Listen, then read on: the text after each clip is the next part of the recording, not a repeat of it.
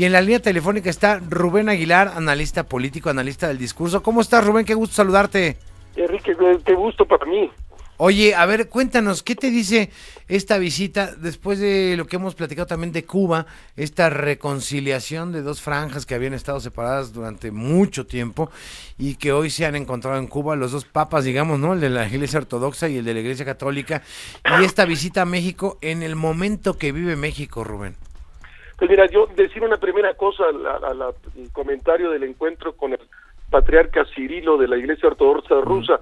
Ya los papas sí se habían encontrado con otros patriarcas de la Iglesia Ortodoxa griega, se habían encontrado en Turquía, pero no se habían encontrado nunca en la historia con el patriarca de la Iglesia Ortodoxa rusa, que hoy día dentro de las iglesias ortodoxas es la mayor de las iglesias. Son 150, 160 millones de creyentes de esa iglesia, de unos 300 millones que profesan la fe en la Iglesia Ortodoxa rusa. Y me parece un encuentro muy importante. Implica así que los dos son nuevos. Cirilo I es un nuevo patriarca y el Papa Francisco es su nuevo patriarca. Los dos tienen relativamente poco de haber asumido ese espacio. Y el tema central, pienso que eran dos y que es muy importante uno de ellos y que no está suficientemente presente en la prensa del mundo, que es el asesinato de los cristianos, particularmente en algunos de los países donde hay presencia del extremismo islámico. Es increíble la cantidad de cristianos que mueren al año, no solo de católicos, de cristianos que mueren al año, o de ortodoxos, o de luteranos, o anglicanos, o de sectas, o católicos, en algunos países y es uno de los dos puntos de la agenda central de la discusión de estos dos patriarcas, digamos, el patriarca de Roma y el patriarca de Moscú, uno de la Iglesia Católica, el otro de la Iglesia Ortodoxa, y el otro pues es esta posibilidad de la unión de las iglesias, las que al final los cristianos son algo así como 2.200, 2.100 millones de fieles, de los cuales 1.100 millones son católicos. Entonces la posibilidad de la unión de los cristianos me parece que tiene algún camino y este es un buen paso. Por otro lado, Rubén, te saluda Fernando Rivera. Hola, Fernando. Ha sido parte como de la agenda del Papa Francisco desde que comenzó. Pensemos en el viaje que hizo el año pasado a Jordania, donde, bueno, finalmente los cristianos son una minoría comparados con las personas que comparten el Islam. Y, bueno, pues hubo un discurso interesante de unión, no es que sea el primer intento, pero finalmente creo que es un intento el que ha hecho Francisco con mucha más convicción que los que se han visto anteriormente. Yo lo vería como tú, Fernando, es un papa en particular, creo que viene en buena medida de su origen jesuítico. Para los jesuitas es importante el ecumenismo, son muy abiertos, incluso los jesuitas están hoy en muchos países del mundo donde tienen colegio y no predican la fe, porque el acuerdo que hacen con el país árabe es un país no cristiano, es estar presente sin necesidad de predicar, claro, sino simplemente por la vía del testimonio, y es un tema que siempre ha sido importante para los jesuitas, y Bergoglio es un jesuita. Oye, aguántanos el corte, ahora sí que como decía Nino Canún, aguántame el corte, Rubén, para poder platicar ya de lo que se encontrará Francisco con México, qué México verá, qué México lo recibirá, porque es un hombre muy informado, y si te parece, nos aguantas el corte y platicamos después de él. No, muchas gracias, Rubén Aguilar. Estamos en esta cobertura especial en W Radio. Vamos a pausa y regresamos con mucho más. Bueno, seguimos platicando con Rubén Aguilar, analista político y del discurso, colaborador de W Radio. Rubén, gracias por la espera. No, por favor, encantado, Enrique, dime. Oye, este México al que se enfrentará el Papa, por más remozamientos, pintaditas de barda, retiro de indigentes, casting de indígenas y todo lo que sea, es un hombre muy bien informado de lo que está pasando en México. ¿Y qué esperas en sus discursos, homilías?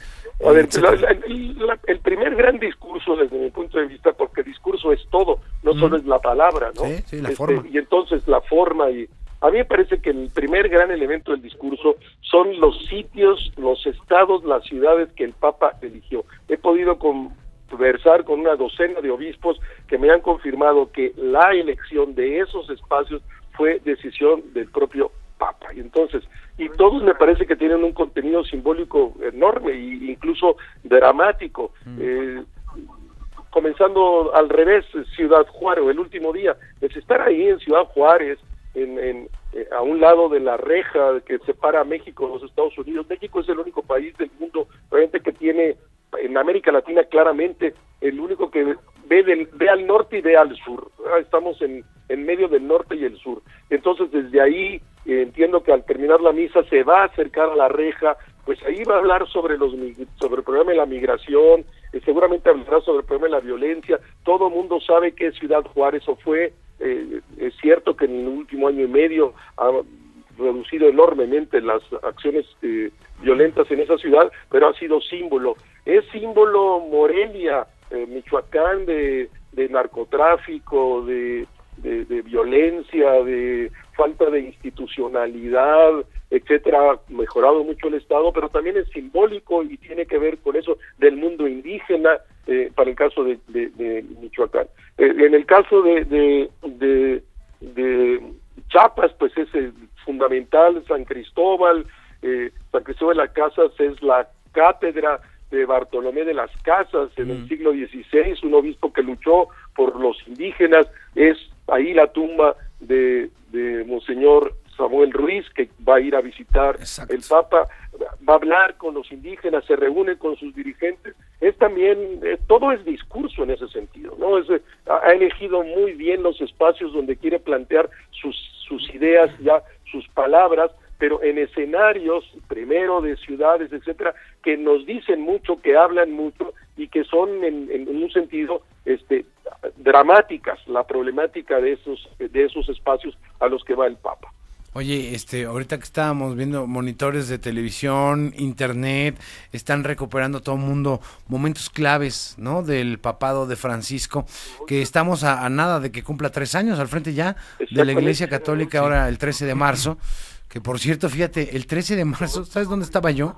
Estaba en la Ibero, con Gaby Barkentin, y estaba entrevistando a Joanny Sánchez, la bloguera cubana. La cubana. O sea, imagínate la conexión, ¿no? Bueno, de lo que hoy ya vemos, hoy también la conexión es Cuba, es Gaby Barkentin, que está aquí, por supuesto, dirigiendo W, y es esta esencia jesuita.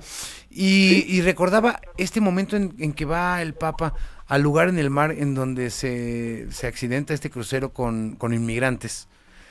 Y arroja flores. Lampedusa, ¿no? Sí, y el discurso que dice, la vía de la muerte no puede estar imponiéndose más entre las personas, ¿no? Y creo que usó la palabra ahí, cuando la palabra que me viene a la cabeza es vergüenza. Vergoña, decía, sí, claro. Y se levanta la gente a aplaudir, ¿no? Sí. O sea, es Francisco que habla directo y sin pelos en la lengua, ¿no? Directo, sin pelos en la lengua. Yo pienso que es el mejor comunicador político que existe en el mundo hoy, desde mi punto de vista, y político lo entiendo en el sentido de Aristóteles, así como un grandote, no en términos partidarios, ¿no? Claro. Es tremendamente su elaboración de los soundbites, y en una sola frase decir todo lo que quiere y plantear la agenda como yo quién soy para juzgar, no se reproduzcan como conejos, vergüenza, marca agenda, sabe cómo hacerlo, tiene una enorme habilidad para poder sintetizar en un reglón, en un soundbite, lo que quiere decir, y me parece muy habilidoso en su manera de construir el discurso, y que el discurso es forma, pero que expresa ciertamente un contenido. Si yo pienso que sería incapaz de plantear estas expresiones si de verdad no da contenido, que lo hacen muy diferente a unos políticos que solo son forma y nunca ves su contenido. Oye, Rubén, si tomamos a Francisco como un renovador de muchos conceptos en lo que implica la Iglesia Católica, ¿tendría algún símil anterior? Porque bueno, evidentemente Juan Pablo II era un gran comunicador, pero no era un hombre de avanzada, ni revolucionario, ni decía nada que se saliera de algún modo, o no dijo muchas cosas que salieran. Fue muy conservador, muy conservador. Que hizo mucho daño a la Iglesia. Mira, yo lo más cercano me parece a Francisco es Juan 23, que lo eligen a un hombre muy grande de edad, creo que tendría 80 años cuando es elegido, y ese hombre resulta que cita al Concilio Vaticano II, ya no le toca terminar, va a ser a Pablo VI, que le toca al fin del concilio, pero es fundamental para la Iglesia. No se puede entender la Iglesia del siglo XX sin el Concilio Vaticano II, y ese fue un gran reformador, un gran innovador en muy poquito tiempo que duró el papado de Juan Pablo de Juan XXIII, ahora canonizado santo junto con Juan Pablo II, ¿verdad? En la misma ceremonia, en un acto me parece salomónico de Francisco, pues había mucha gente que quería que fuera canonizado Juan Pablo II. Yo personalmente me parece un desastre el apoyo que hizo de Maciel Juan Pablo II. Claro. Es una vergüenza para la Iglesia. Y de otro lado, pues un hombre innovador, reformador, como fue Juan XXIII. Y además que he sabido que Francisco es fan, lo que le sigue, iba a decir fan from hell, pero es fan from heaven, ¿no? Del Concilio Vaticano II, ¿no? Pues claro, es una Juan Pablo II se dedicó a cercenarlo, a castrar la fuerza que tuvo el Vaticano II, y tardó, ahí tuvo de aliado al cardenal Ratzinger, que fue el cabeza de la Congregación para la Doctrina de la Fe, la antigua Inquisición, y se dedicaron con singular alegría a pegarle al Vaticano II, y este Papa de alguna manera pues está renovando, trayendo a cuenta, restableciendo ideas fundamentales del Vaticano II, que abrió las puertas del mundo a la Iglesia y metió al mundo a la Iglesia, y pienso también que a la Iglesia al mundo, como ahora lo está haciendo el Papa Francisco. Rubén, estaremos platicando seguramente estos días, y habrá que esperar estos momentos de discurso, habrá que observar, ser muy observadores de cada detalle. De cada detalle, justamente. De cada gesto, porque eso también dicen cosas como pero ¿no? qué bueno que me das oportunidad de decir esto, aprovechando tu frase, sí, pero en el contenido. Hemos hecho una cobertura en México, no sé, se generó con la primera visita de Juan Pablo II, muy superficial, pienso muy de que si toma tequila o no, que si se pone sombrero o no, que si ir al fondo, lo relevante está qué plantea en el texto, no si se cayó el zapato, si se le cayó el sombrero, o si me parece es sí cada gesto y cada palabra que implique contenido y no solo irrelevancia, porque puede haber muchas cosas que son irrelevantes y a veces ciertos medios las privilegian como si fuera lo importante. Yo creo que hay cosas interesantes de lo mucho que ha cambiado este país desde la primera visita de Juan Pablo II ahora. Pues es que realmente ya tenemos algunos medios que ante la llegada del Papa pues no se vuelven más papistas que el Papa, sino que afrontan el tema desde una perspectiva periodística, laica, y bueno, tenemos un poco más de riqueza, porque antes era pues, como todo lo mismo, ¿no? Pero un rockstar nada más, ¿verdad? Un tratamiento de rockstar y sin ninguna especie de crítica o de analizar de verdad qué parece interesante, qué no, en qué estoy de acuerdo, qué no, y no solo como porra, invitar a la lágrima con ese tipo de cobertura al melodrama, digamos, al melodrama de la fe, de telenovela, de sí. esas telenovelas mexicanas desastrosas. Pues mira, yo creo que por desgracia veremos todavía mucho de eso en esta cobertura, muchísimo, diría yo. Por desgracia. Yo venía sapeando en el carro de camino a W y dije, Dios de mi vida, ahora sí que dije, Dios de mi vida, qué onda, ¿no? Qué onda, pero bueno, sí. pues ahora sí que cuestión de estilos, de enfoques, de intereses y demás. Yo veo ya en las tomas que nos llegan desde el hangar presidencial, Rubén, una alfombra roja aterciopelada, y yo no sé, cuando se asome Francisco de la puerta del avión, ¿qué va a decir? Dice, madre mía, ¿no? Dice, yo le debería de dar la vuelta. Caminar por fuera de la alfombra, ¿no? ¿Tú crees que sería capaz de hacer eso, Francisco?